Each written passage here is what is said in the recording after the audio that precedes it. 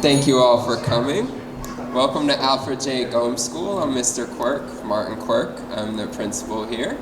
I just want to start by welcoming all of you and with some thank yous and then give you a rough idea of our agenda. So I want to start by first saying thank you to everyone who's here today with some special acknowledgement of our superintendent, school board member Livramento, our media specialist who's guiding our amazing students in the background, who this is really going to support our whole school. And I also want to give a huge special thank you to the Bristol County Savings Bank and for your generous donation. Our plan is with your donation, we're going to be able to revitalize our library inventory. We have a dual language program at our school, both English and Spanish, and we have hardly any books in Spanish for most of our students to have access to. And our library has been recently renovated, and so we're looking to have a fully stocked library so that our kids in both English and Spanish can build their literacy skills in two languages and really honor the nature of our school and that program. So your donation is making that possible. Before I pass it on to the superintendent, we have our lovely students showing you kind of how we use the library. They actually all have library cards. They love reading. Feel free to talk to them. They're the best part of our school. I'm boring. They're amazing. So we're going to have the opportunity to speak to them, see some of them in action. And then our amazing guest author, welcome, Ms. Foster Brown, is bringing her local author is bringing her book here to read to some students, so that'll be the second part of our agenda. And then school board member Livramento will speak to the Honorable Judge Layton, who is from the area and is an inspiration to the community. So that's our agenda for today. Thank you, everybody. And Superintendent O'Leary.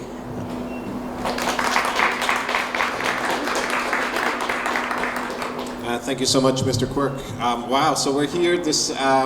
We've planned this day, and it's turned into just this wonderful event, this wonderful celebration. I'm just so excited about the donation from our friends and partners at Bristol County Savings Bank, who are just such a consistent partner for our community. Community-based banks are just so important, and this is an example of what they do. They've done that consistently for New Bedford Public Schools. And the donation is going right into this space, into this library. And that's so special. And we all remember, those of us who are older, who are sitting in the chairs while the kids are looking in the stacks, how important libraries were to us. A place of refuge, an oasis of learning, a place of discovery. It's just so, so important. And then there's a lot of talk about academic achievement and where students are at and pandemic recovery. And I really, truly feel that a strong library embedded within our school is just so important. And this is a start of that. And we do have a library, an active library, embedded at New Bedford High School and here at Gomes. And we do have the facilities at other schools like Jacobs Library, which is just wonderful, as the $1 million view from the third floor at the Jacobs School. So we're not going to stop. So I am even more grateful to our donors to Bristol County Savings Bank, because you have started something here. You've given us that boost, and we're going to keep going. We're going to expand our libraries in other schools. So what you're seeing here will be a model.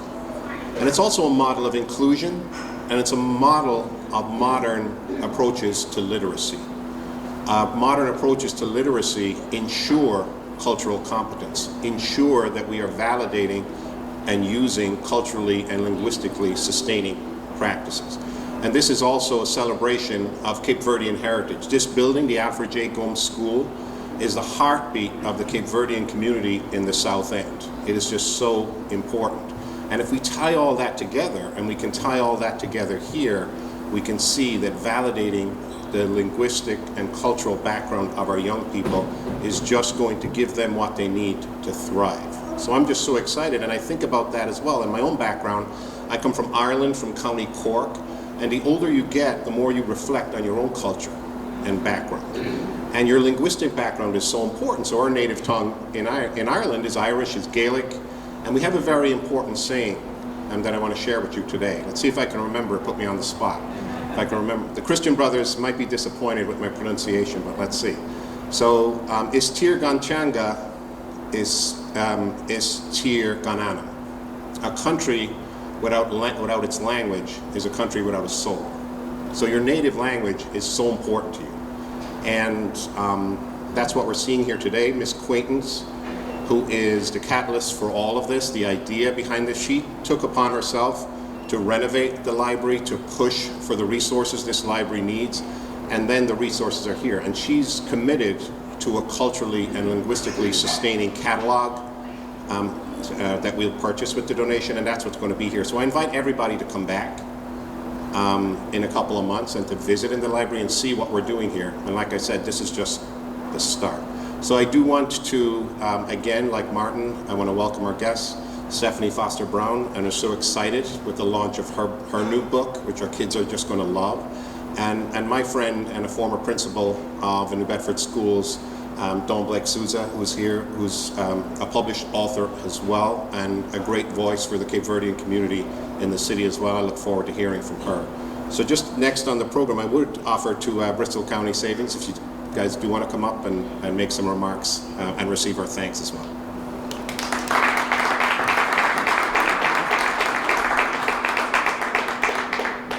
Well, good morning, everybody. Good morning. Yeah, it's great to be here today and see what you've done, and maybe I will take you up on coming back and seeing this in a few months.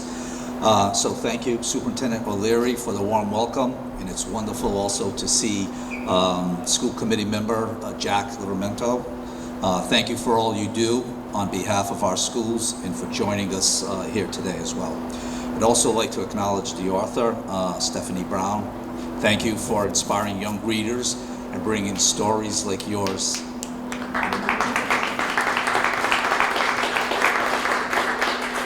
And bringing the stories like yours into the classrooms across our community. And to all of you, thank you for taking the time out of your busy day to celebrate something really special here today. On behalf of everybody at Bristol County Savings Bank and our charitable foundation, we are so proud to support the Alfred J. Gomes Elementary Library Revival. As someone who loves to read, this project really hits home for me. And maybe even more so because my wife Deb is also a children's author. She's written a couple books. So our house is full of books, almost as many as are here. I've seen how the right book can spark a child's imagination, open their eyes to new possibilities, and help them see themselves in the pages. What's happening here today is exactly that, giving students access to new, diverse, and engaging books in multiple languages that reflect their voices and experiences. Our bank has deep roots here in New Bedford, and we've always tried to be more than just your local bank. We want to be a true community partner, and we do that through our charitable foundation, where we've provided almost $36 million in support since the foundation was established in 1996, including just under $3 million last year alone. So it keeps accelerating and going up every year. A lot of the support is focused on education, literacy, because we believe learning is the foundation for everything that follows. Create strong families, successful careers, and vibrant communities, which is very important. And today's partnership with New Bedford Public Schools is exactly what that's all about. All right, now for the best part. We are thrilled to present a check for $25,000. I think it's right here, if I may.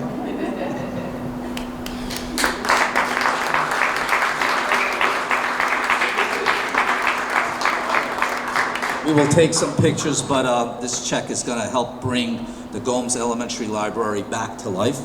The teachers, students, and families, thank you for letting us be part of your story. What you're doing here inspires us, and we can't wait to see the next generation of readers that this library helps create. Here are some of them right now.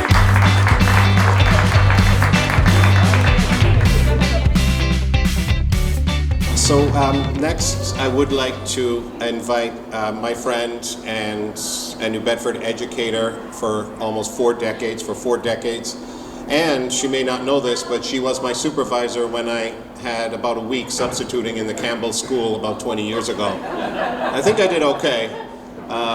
You were relatively happy with me, but it was a joy to be assigned to Campbell under your leadership back then, and it's great to have you here today, Dawn Blake Susan. I am so honored to be here. I feel like 82 years ago, and now I've come full circle because my Cape Verdean immigrant grandparents lived a stone's throw away from here. And Lawyer Gomes was a friend of theirs. So I remember as a child sitting at the kitchen table having coffee with him. This library is so special, as all libraries are. As a girl of maybe 4 or 5 years old was the first time I went to the New Bedford Library, and I couldn't leave. I was there all the time. I spent hours and hours, and that's where the love of learning was developed. And I'm hoping for these kids that the same thing will happen. The love of learning begins right here with books. And I'm so delighted to be meeting with another young author. Writing is fun, and we all have something to say. My books happen to be about the family life that I have and other family lives. But I tell kids all the time, write about what you feel passion for, what you want to say to somebody else. So I would like to come back and talk to the kids sometimes about how they write, what they want to write, but I do encourage it. And thank you for having me here. I appreciate it.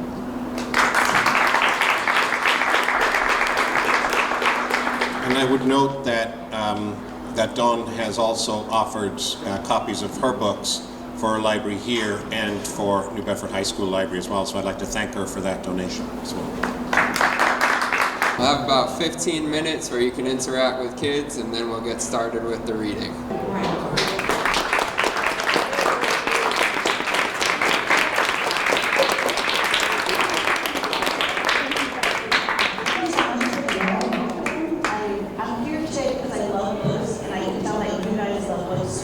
We have a beautiful book space, so that is very exciting to me.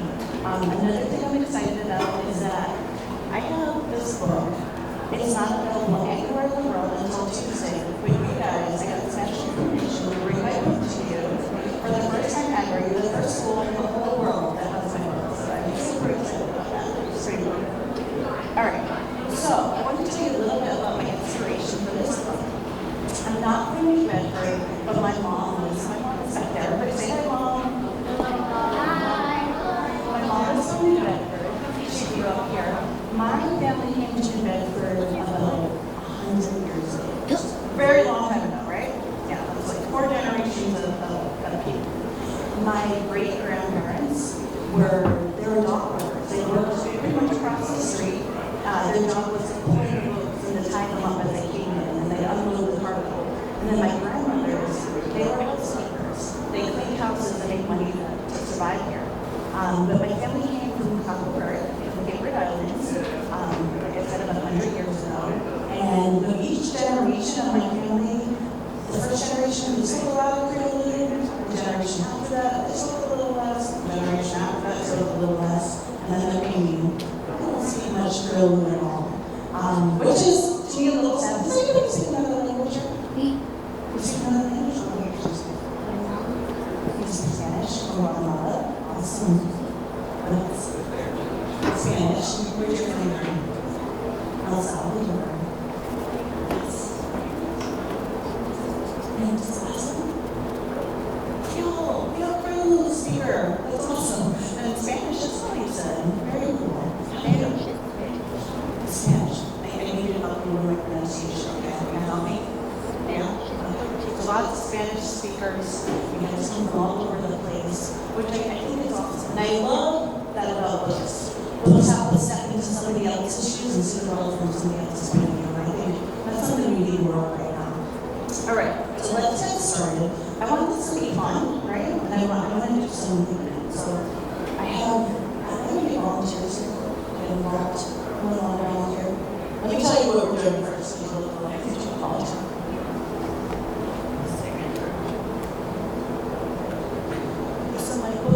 little bit of Creole in it, and a little bit of Portuguese too, all right? What do you say? No Spanish, just Portuguese and Creole. But I wanted to let you guys know what the words are in the book. So I'm going to have volunteers. So somebody hold the sign for me? Yeah. Okay, so the first word is morna. Everybody say morna. Morna. So morna is a type of dance and a style of music that comes from another word. Anybody ever heard of Cesarea Morna? She's a very famous Caribbean singer, but she made morna famous. So when we hear the word morna in the book, we dance a little bit, right? Can you do it? Can you dance this? Oh, you guys, listen up.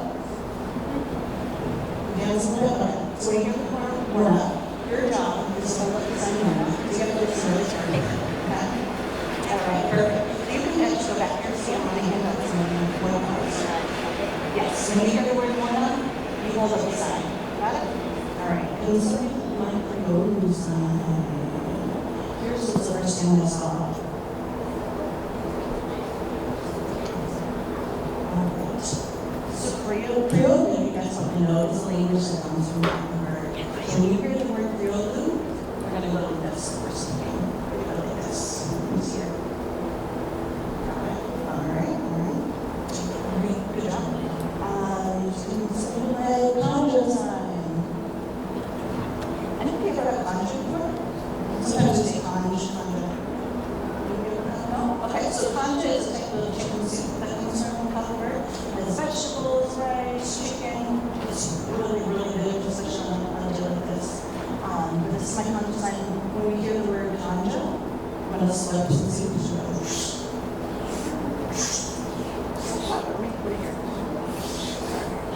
Here's some slurping.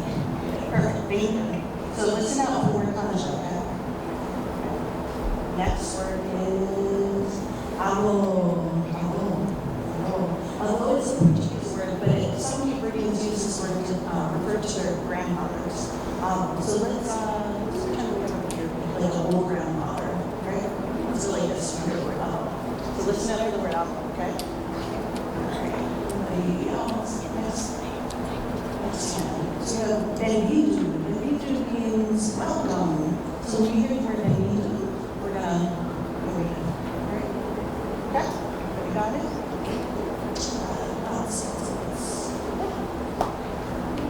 Alright. This is a very special word because it kind of doesn't have a translation, but it more or less means to miss somebody, like from your heart. Really, really hard to miss somebody. The word is saudade. Saudade. Can you say that? Saudade? Yes. So when we hear the word saudade, we're gonna hold our hearts like this. Okay. All right. Thank you. Next word. It's cavaquinho. Cavaquinho kind of looks like a ukulele. It's a very small guitar, and we play it in a lot of mornings, right? We'll search a little for more dance or cavaquinho. We're gonna strum our guitars. You see your guitars. Alright. Okay, so that's it. I think we're ready to read. Let me see if I can balance on the mic and the book at the same time.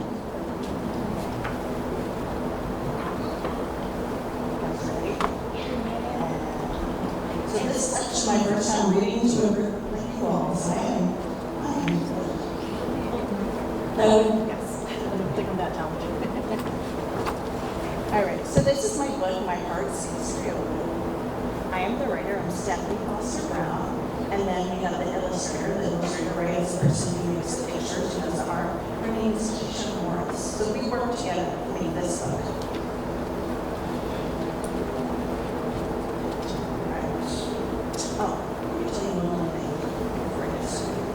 So when you write a book, you get to dedicate it to somebody. And the person I chose to dedicate my book to was my grandmother. His name was Antonio Gomes. And let me tell you a little bit about my grandfather. My grandfather lost his vision at a pretty young age, so he couldn't see much.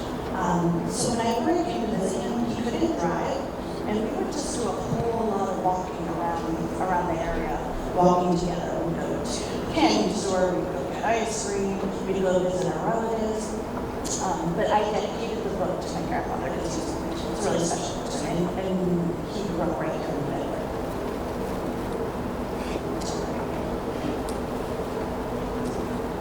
Saturday afternoons are for walks with Papa.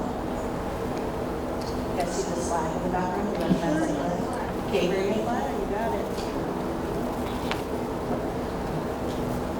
Even though Papa has lived here his whole life, I worry that he'll get lost. Papa's eyes only see shadows.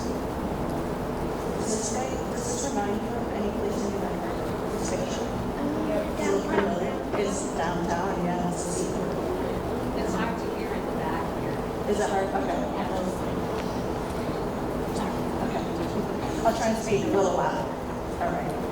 I tell Papa about the wooden mermaid dancing above the docks, and the sleepy fishing boat, like the one he sold away, and the garden icicles, clink, clink, clink, dripping to the ground. Tell me in Creole, Papa says, but frozen words fill my mouth. Creole won't come out.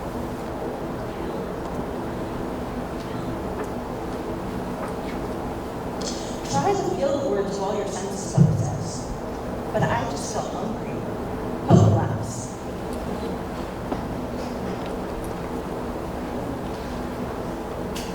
On the way to lunch, Papa tells me a story about Avo. Avo, there he is. My great-grandfather. Papa says Avo left Cabo Verde to chase a whale across the ocean. And as Avo sailed far from home, sadness ate his heart. Papa doesn't use the word sadness, though. He uses the word saudade. Saudade. Hand to her heart. He stretches out each sound. Saudade must be a feeling that doesn't go away.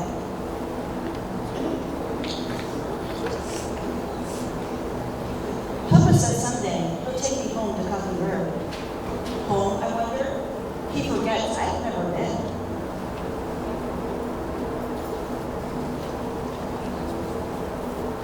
At the restaurant, the woman behind the counter greets us. Bem-vindo.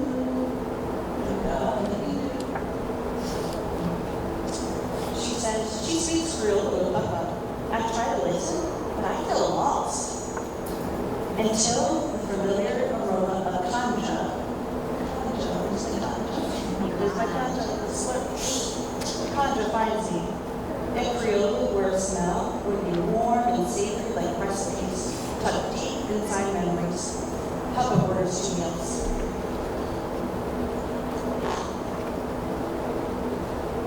Steamy ribbons rise off our bowls.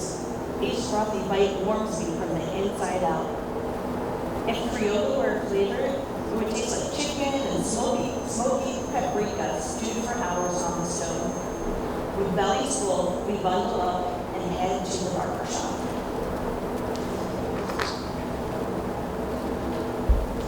At the barber shop, Papa is famous. In Creole, he tells stories about the dogs. My mind bogs with words I don't understand.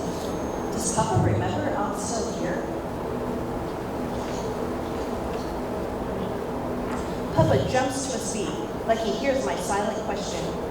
He acts out his favorite story about the time cargo was spilled off the boat.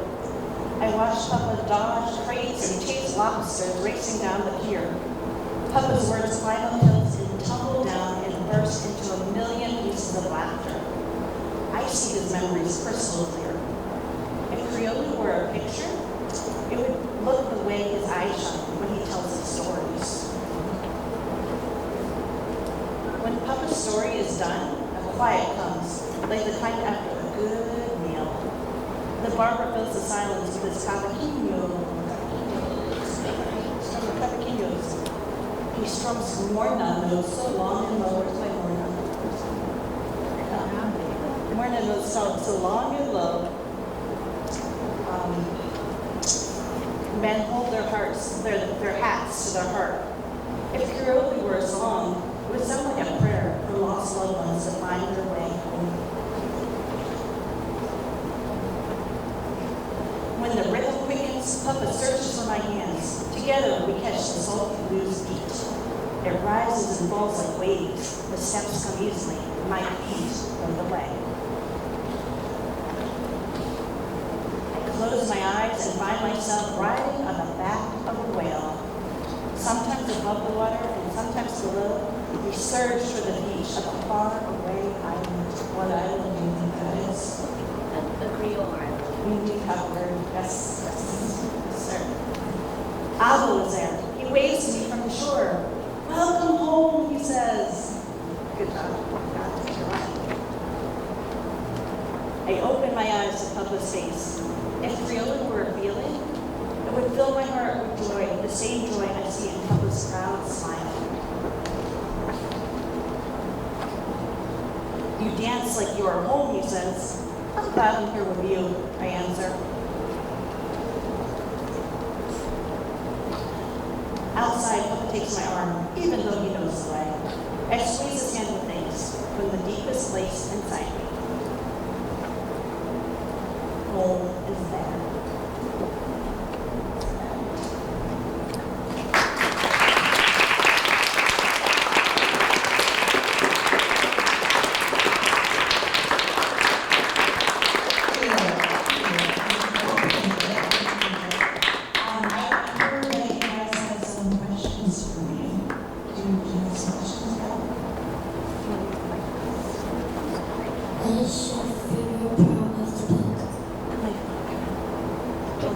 The question was, what's your favorite part of the book?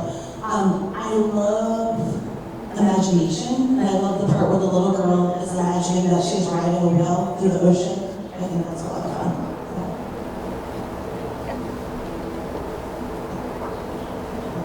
Have you been to Caver?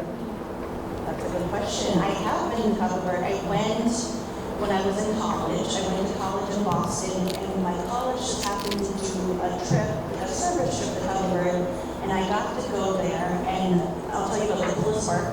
When I was there, I met a lot of people, and people could look at my face and tell me exactly what island my family was from, and that was a cool experience. Why do you like to be an actor? Say it one more time. What do you like to be an actor?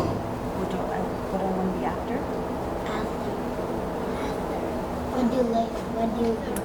Oh, good question. Okay, what do I like about being an author?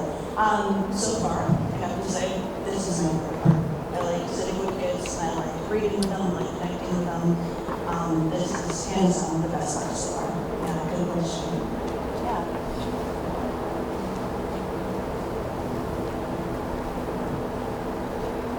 What do you like from Caver? What do I like from it? Good question. Can I say more than one thing? Okay. I like the music a lot. I listen to music a lot. I like the dance. I think we're good dancers. And I love the food.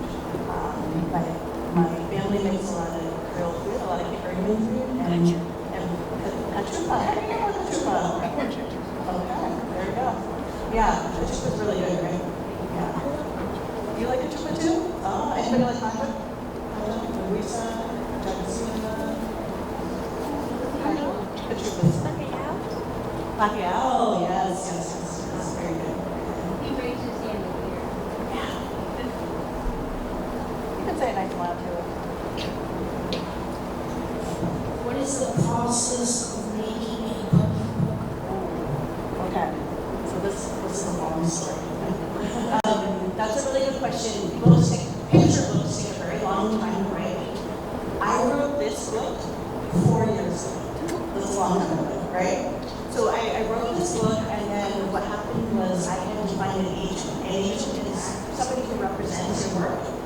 They try and sell it to somebody who wants to publish your work, like print it, right? So 4 years ago, I wrote this book. I found an agent. She sold it to a publisher. And then once it was sold to a publisher, it took about 3 more years just to get all the art done. If you guys look at the art, each one it's a painting, right? Paintings take a long time. And then there's a process of looking at all the words, making sure everything is correct, grammar, vocabulary.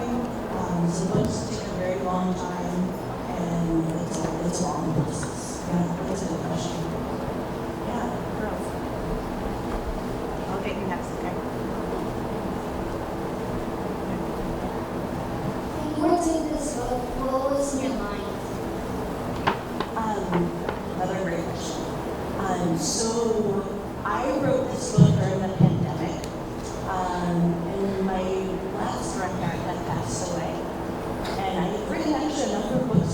this one, but I was just feeling like I wanted to honor my family and where my family had come from, especially because I just went on, I had a loved one that I lost. So as I was writing it, I was feeling it in my heart, and this is the first book that I was able to sell, and other people were able to connect with it.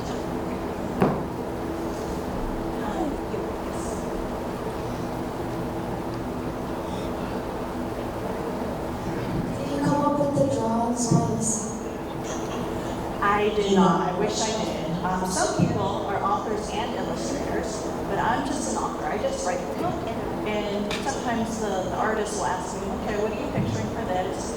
But more or less the illustrator works on their own and they come up with their own ideas. And we're pretty separate, the writing and the art piece. Yeah. Those really great questions. Are you planning to make another book? Yes. So I have 4 more books coming out as of now. My next book is actually about the woman in my family. So this one was more about my grandmother, right? The next one will be more about the woman in my family.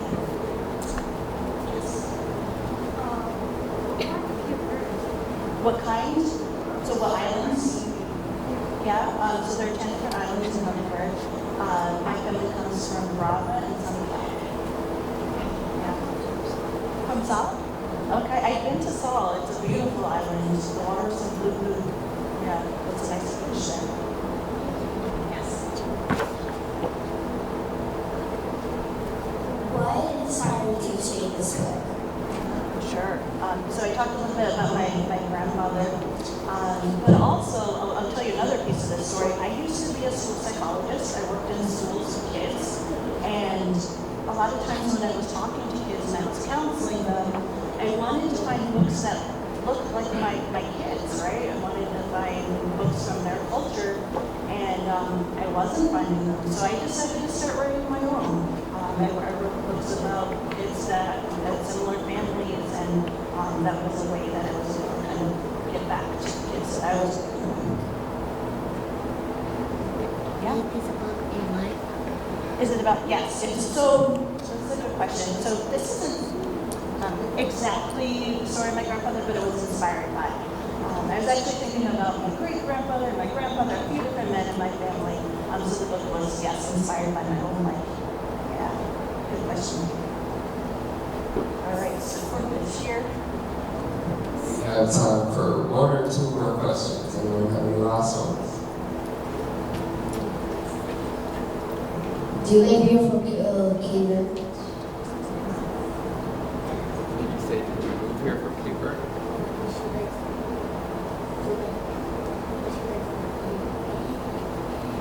Does she like being Cape Verde? I love Cape Verde. Yes, I do. I feel very proud of where I come from, and I'm very happy to have one of the first, they call it traditionally published children's books that features a Cape Verdean American family. There aren't too many books out right now in the market. Mine is one of the first, and I'm very proud of that. All right. Last question. These are really good questions. Okay, great. Do you speak any Creole or Portuguese? So I speak very little Creole. There are little words that I picked up in my own house. But after writing this book, I was really inspired to start to learn more of the language. So I started taking Creole classes about a month ago. So far so good. Maybe like if I visited in Europe, maybe I'll get the same one. All right, can we give Miss Foster Brown one more round?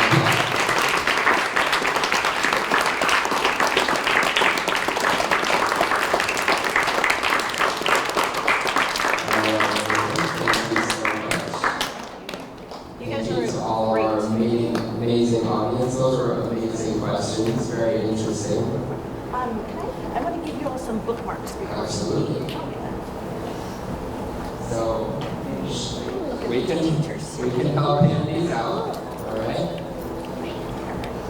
It's almost time for lunch. So in a minute, 3rd grade and 5th grade, you're going to head back with your teacher.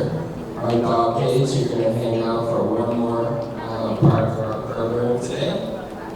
And before you leave, what do we say to Miss Foster?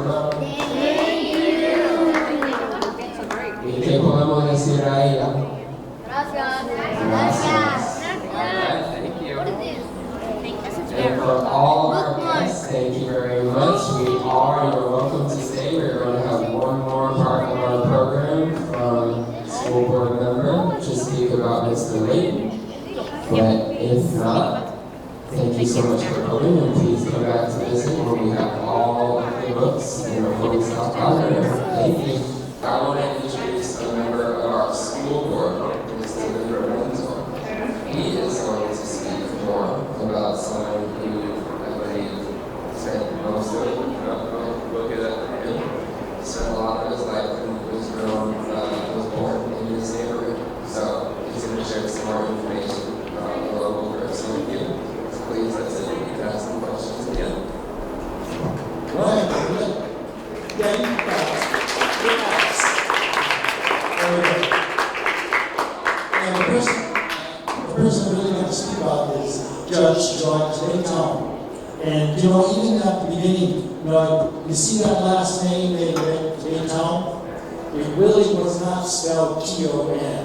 It was T-A-O with a C over it, which really was changed by the teacher who said, hey, I can't pronounce that word that way. So they made me down so they could pronounce it. He was born October 22nd in 1912. Right here in the city, right here in this neighborhood. I'm actually from this neighborhood, although he is a little older than I, so I don't really go through the process of, I don't know if I knew him that well, as he was a little older. And surprising as it may be, he left school when he was 6 years old. And the reason that he left school at 6 is his father and parents needed money to really continue living, especially back in the 1930s, during just before the Depression. So his family really utilized his services as a young man of 12. Well, at 6th grade, he was about 12 years old, to really go and do some cranberry picking, blueberry and strawberry picking. He later worked on a tanker right out of Fall River, from Fall River to Aruba. He was I use that word, voracious reader, which means he read everything that he could get his hands on. If a book was available, yes, that was the book that he read. And especially on the transition from Fall River down to Aruba, he would be reading all the way there and back. In 1936, he won $200 for a Cape Verdean Memorial Scholarship Fund, which he used to apply at this time to Howard University. I don't know if you're familiar with Howard University. It's down in, I want to say the Maryland, Washington area. DC, yeah. DC, right, Washington, DC. And with that scholarship, with his application, he actually was initially rejected because guess what? He hadn't been to high school. He didn't have a high school diploma. So but the registrar, which we became familiar with, allowed him to enter the school to really, for his first year, if he would do the work and demonstrate to the faculty that he was capable of passing, of really doing the work in this Howard University. And without his high school education, he really had to learn a lot of, English, how to speak English, and surprising it may seem, that first year, he ended up on the Dean's List. And if you're not familiar with the Dean's List, that's a list of students who have done exceptionally well. We've gone through the process of really studying day and night and really going through the process of doing A and B work throughout the entire year. And that's, again, without, should we say, any previous, should we say, high school education. Although he did have the opportunity to go to, when he graduated, when he was in the service, to come back and go to high school, evening high school. He remained on the dean's list for the next 4 years, and he really graduated. And I'm going to use another 3 words this time: magna cum laude, which means when you're graduating magna cum laude, you've been at the top of your class for 4 years. That's in college, and you've been doing probably A work for that entire time. He later entered Harvard Law School and was given a first-year scholarship. This was about the time World War II broke out, and in the second year, his second year at Harvard, he joined the service and went down to Fort Benning, where he served for 3 years, military service. After the war ended in 1945, he returned to law school and earned his law degree. He passed the Massachusetts bar. Once you graduate from law school, you have to take a bar exam in each state in order to practice law. So he passed the Massachusetts bar in 1946, and then he moved from Bedford, right here in the same neighborhood, to Chicago. I guess he was not able to find any work here in the city and in the state, so he moved to Chicago. And he passed the law exam the following year in Illinois bar in 1947. It was really a person who was really a lawyer who really worked for those persons who did not have a lot of money. He would really charge a minimal fee, and if you didn't have any money at all, he would charge no fee at all. So you earned maybe $50 or $100. Notice some of these numbers like $50, $100. A lot of money back in the 1940s. It may not sound like a lot of money because sometimes you go shopping in a grocery store and you spend $100. No sweat. So those times have changed. It becomes a little bit more of a time where money was a lot more, if you want to say, valuable in a sense. He taught law school for a few years.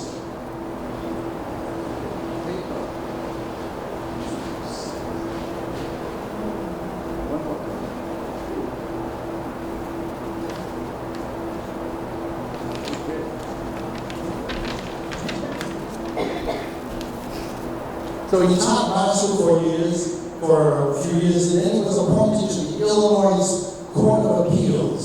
He was the first black man to be appointed to that position, which he held for 11 years. He often traveled to the southern part of the United States, down south, to provide legal counsel, especially on civil rights issues. He mentored several Chicago lawyers, Barack Obama being among them, and he also had Martin Luther King Jr. as a client. He received many awards and honors throughout his entire life in the city of New Bedford.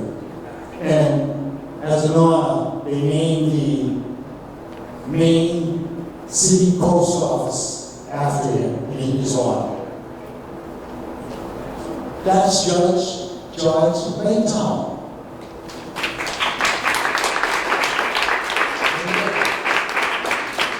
Ms. Brown for reading her amazing book. That was really special. And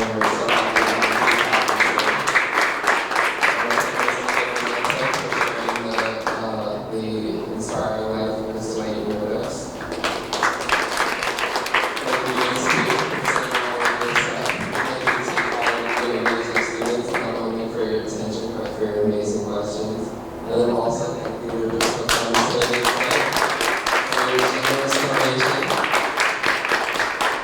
I don't know if you guys looked at that check and said when you were in that picture, but they gave us $25,000 to buy books for our library.